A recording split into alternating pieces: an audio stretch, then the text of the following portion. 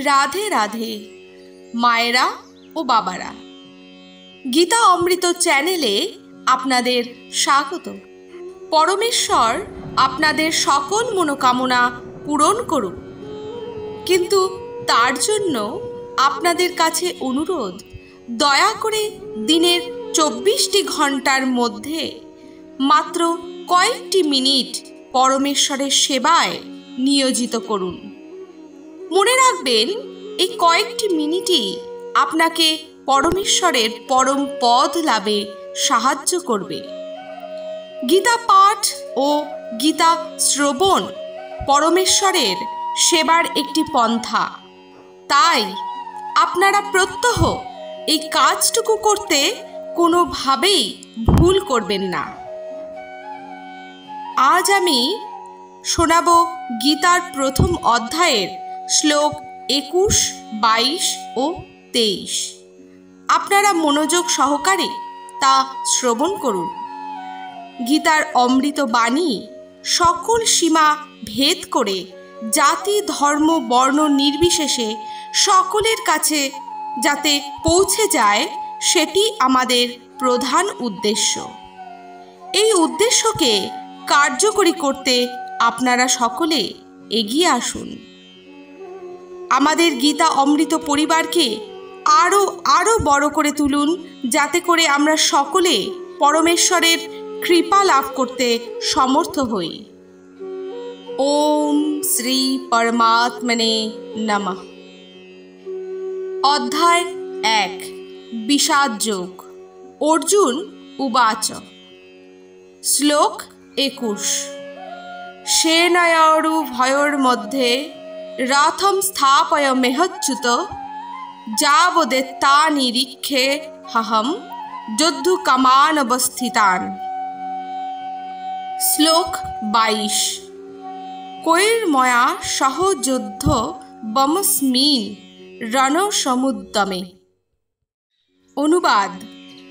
অর্জুন বললেন, হে অচ্যুত, আপনি কৃপা করে উভয় পক্ষের সৈন্য সমূহের মাঝখানে আমার এই রথকে স্থাপন করুন, যাতে করে আমি দেখতে পারি যুদ্ধের অভিলাষী হয়ে কারা এখানে উপস্থিত হয়েছেন এবং এই রণাঙ্গনে আমাকে কাদের সহিত যুদ্ধে অবতীর্ণ হতে হবে। তাৎপর্য ও ব্যাখ্যা। আমরা সকলেই জানি ভগবান শ্রীকৃষ্ণ হলেন পরমেশ্বর। তবুও তিনি তার অহৈতুকী কৃপার ফলে তার প্রিয় সখা অর্জুনের রথের সারথি হয়েছিলেন এবং রথের সারথি হয়ে তার সেবা করেছেন।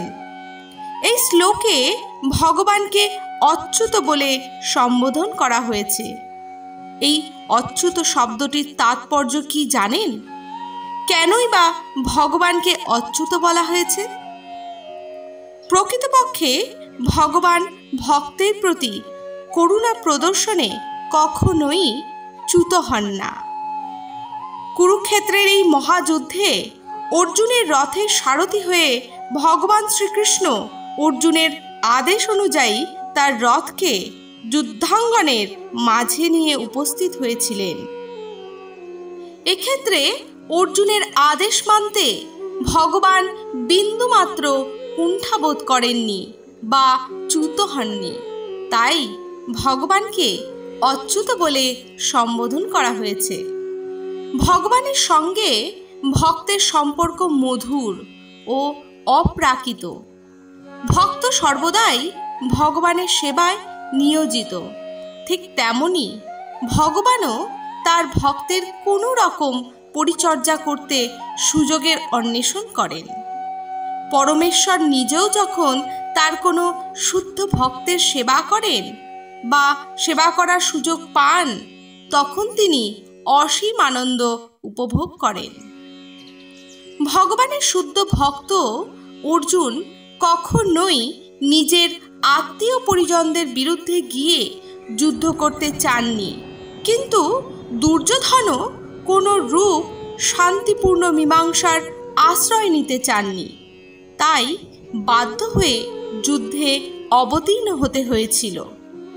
সেই কারণে অর্জুন যুদ্ধের পূর্বে তার বিপক্ষে রণাঙ্গনে কারা উপস্থিত হয়েছে তা একবার দেখে নিতে চেয়েছিলেন। তিনি দেখতে চেয়েছিলেন সেই অন্যায় যুদ্ধে কৌরবরা কতটা উৎসাহী। শ্লোক 23।